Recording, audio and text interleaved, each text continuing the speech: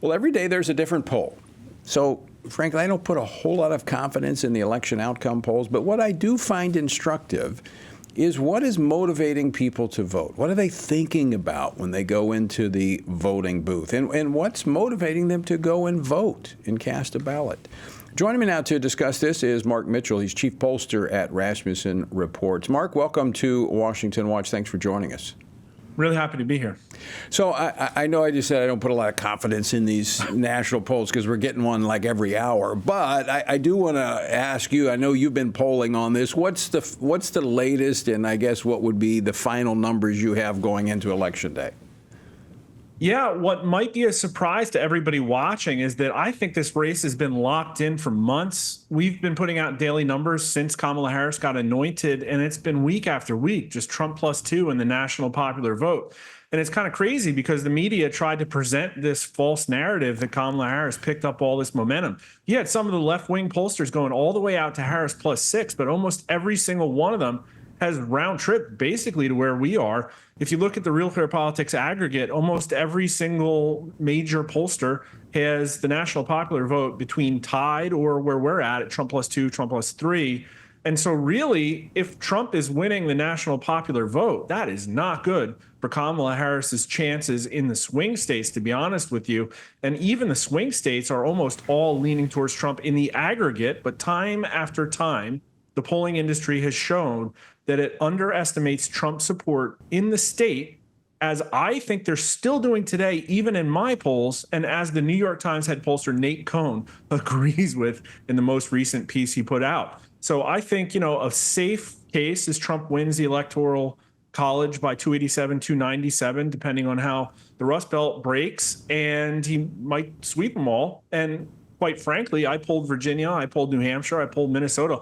All of those states are within the margin of error. So if Trump outperforms state polling by really kind of any margin, those states might fall too and make it a really early election night. I think you're right.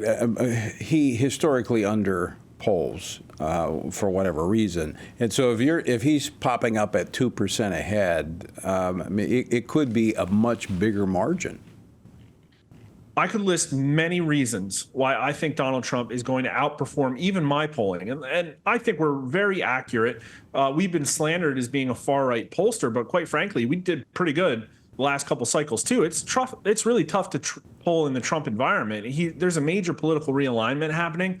But when I polled, what I was very specifically looking for is people who changed their mind, who voted for Biden and then decided to vote Trump. And there are many of them.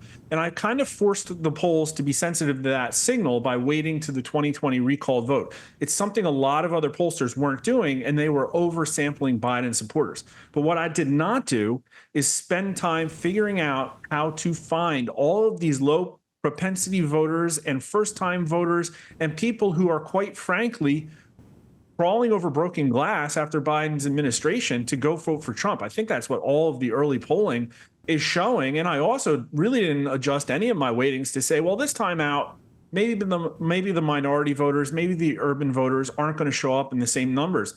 So quite frankly, what we're seeing is that trend. And it might really put Trump in safe to comfortable leads in some of these states. I mean, the early voting numbers look very good for Republicans, but I polled and Republicans still say they're going to go for Trump on Election Day.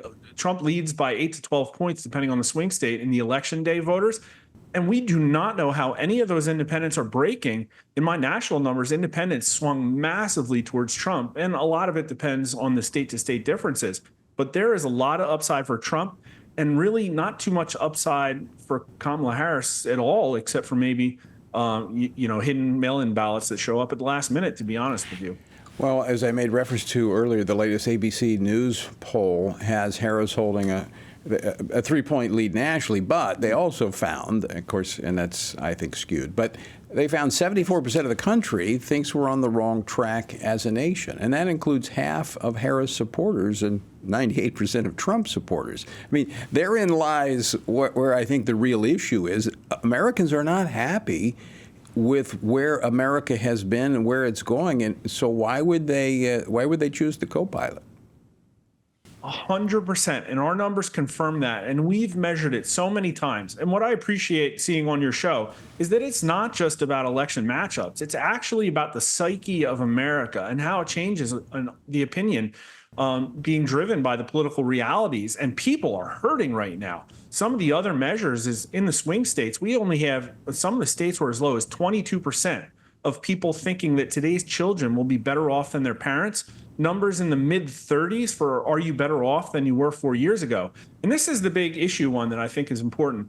Some of the polls, the ones that lean left, will say abortion is the number one issue. It's not. Most of the real pollsters will say that the number one issue is the economy. The number two issue is the border.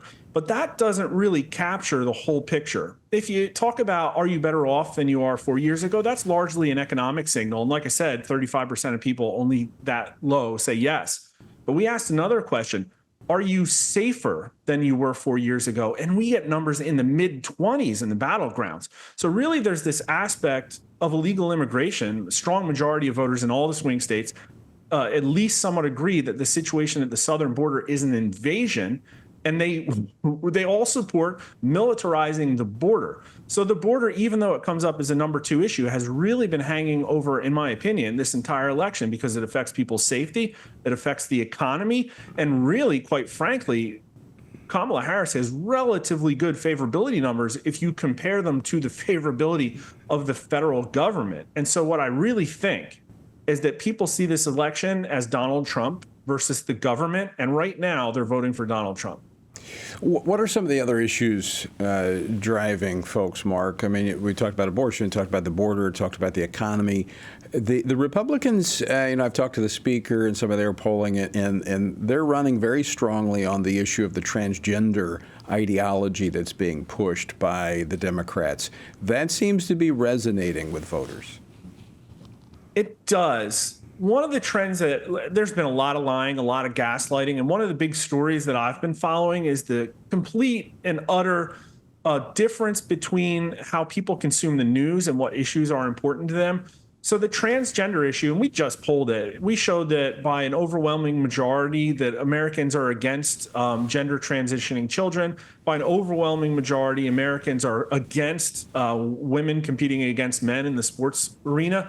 But it's just one long list in a list of topics where the Democrats kind of side with Republicans, but time and time again, that's not what their party gives them.